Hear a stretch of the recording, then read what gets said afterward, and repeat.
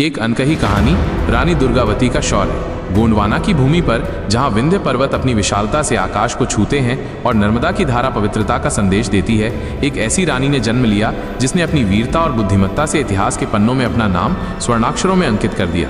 यह कहानी है रानी दुर्गावती की, जिनकी गाथा आज भी शौर्य और बलिदान की प्रेरणा देती है। 16वीं शताब्दी का मध्यकाल था। मुगल साम्राज्य अपनी शक्ति के चरम पर था और उसकी विजय पताका भारत के कोने कोने में फहरा रही थी। ऐसे समय में गोंडवाना की रानी दुर्गावती, जो चंदेल राजपूत राजा की पुत्री थीं और दलपत शाह से विवाह के बाद गोंडवाना की महारानी बनी, अपने राज्य को स्वतंत्र बनाए रखने के लिए दृढ़ संकल्पित थीं।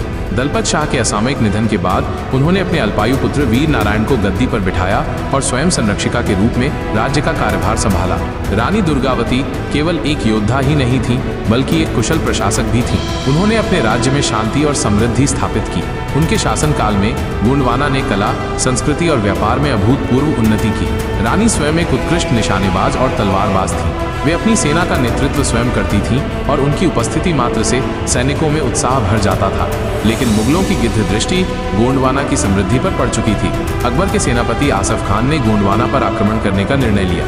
रानी दुर्गावती को जब इस बात का पता चला तो उन्होंने अपनी छोटी सी सेना के साथ मुगलों का सामना करने का निश्चय किया।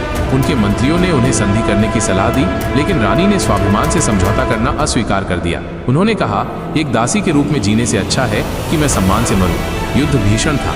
गोंडवाना की सेना मुगलों की विशाल सेना के सामने संख्या में बहुत कम थी, लेकिन उनके हौसले बुलंद थे। रानी दुर्गावती स्वयं हाथी पर सवार होकर युद्ध भूमि में उतरी।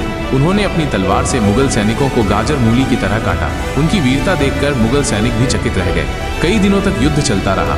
रानी ने अपनी रणनीति और वीरता से मुगलों को कई बार पीछे हटने पर मजबूर किया, लेकिन अंततः संख्या बल और बेहतर हथियारों के कारण मुगल सेना भारी पड़ने लगी। एक तीर रानी के कान में लगा, जिससे वे घायल हो गईं। इसके बावजूद उन्होंने युद्ध जारी रखा। फिर एक और तीर उनके गले में लगा।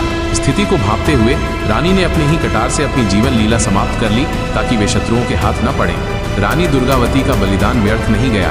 उनकी कहानी ने आने वाली पीढ़ियों को स्वतंत्रता और स्वाभिमान के लिए लड़ने की प्रेरणा दी। वे केवल एक रानी नहीं थी, बल्कि एक प्रतीक थी, नारी शक्ति, शौर्य और अदम्य साहस का प्रतीक। आज भी गोंडवाना की मिट्टी उनकी वीरता की गाथा गाती है और इतिहास में उनका नाम अमर है।